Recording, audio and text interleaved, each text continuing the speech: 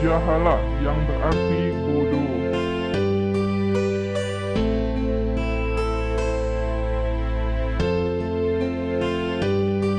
Zaman jahiliyah ini terdiri atas dua periode, yaitu jahiliyah periode pertama dan jahiliyah periode kedua.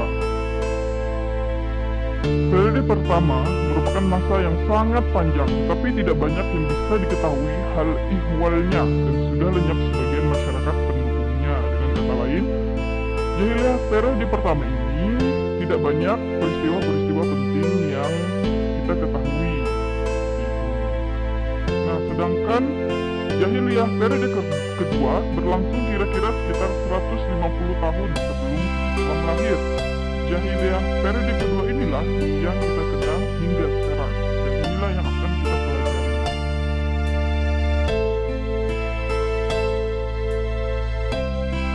Keadaan Arab, khususnya daerah Mekah, terdiri atas gurun pasir yang sangat panas dan gersang.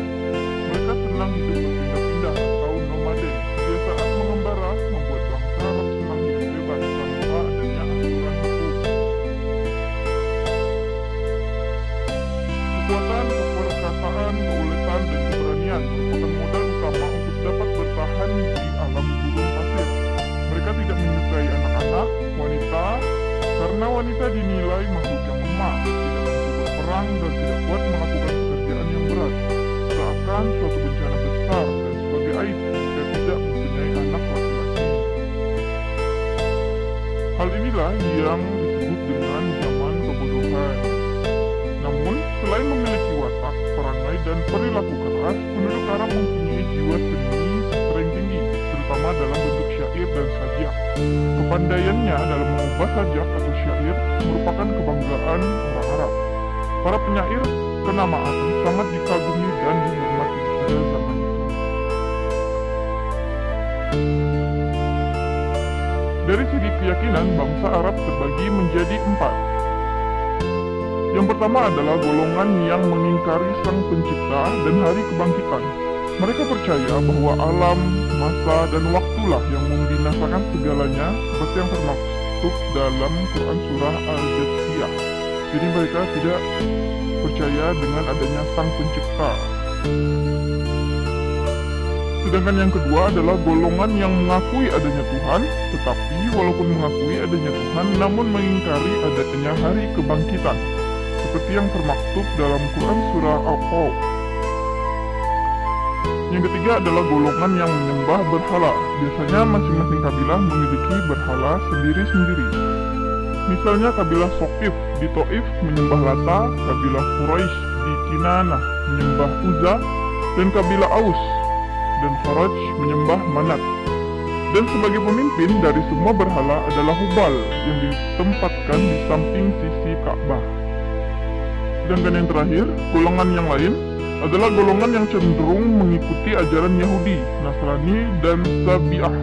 Ada pula yang menyembah malaikat atau jin.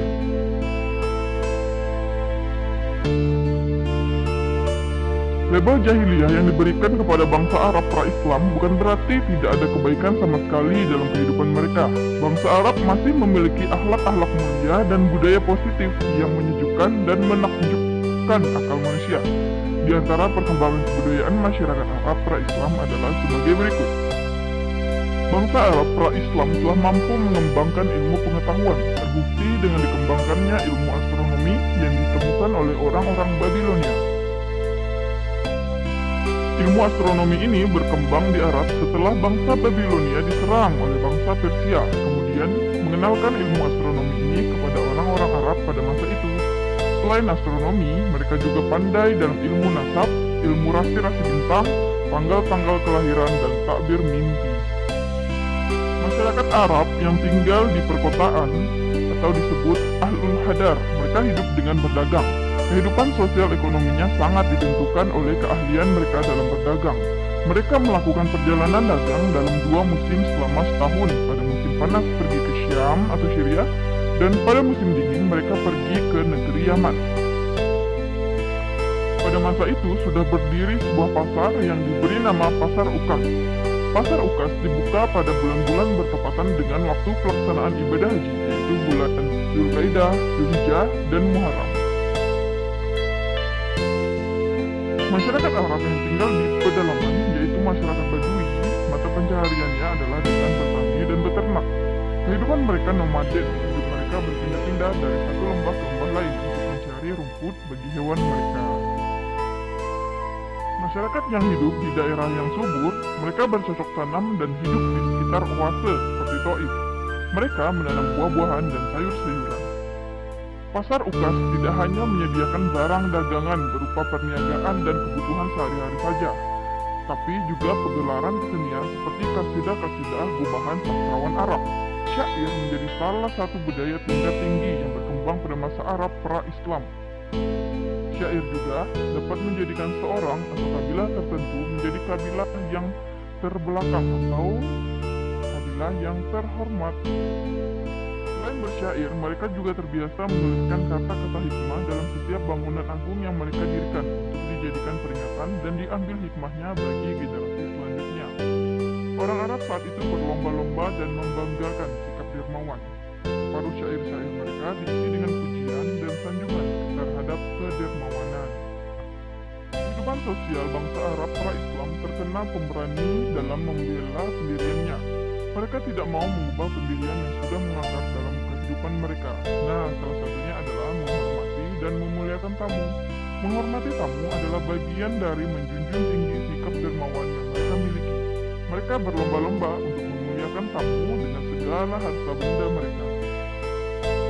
Bangsa Arab pra-Islam rela untuk berkorban harta bendanya hanya untuk memuliakan tamu. Pernah ada seorang laki-laki yang kedatangan tamu di rumahnya, sementara dia tidak memiliki apa-apa selain unta yang menjadi tumpuan hidupnya. Dia rela menyembelih untanya hanya demi untuk menjamu tamunya.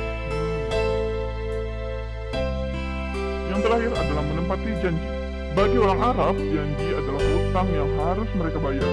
Melanggar janji adalah aib bagi kehidupan mereka. Bahkan ada sebuah kisah Hani bin Mas'ud hanya demi sebuah janji mereka rela membinasakan keturunan mereka dan menghancurkan rumah demi memenuhi sebuah janji. Nah, beginilah gambaran atau peta konsep kehidupan masyarakat Arab sebelum adanya Islam. Jadi ada yang negatif dan ada yang positif. Nah, silakan kita tinggalkan saja yang negatif-negatif dan kita contoh hal-hal yang positif.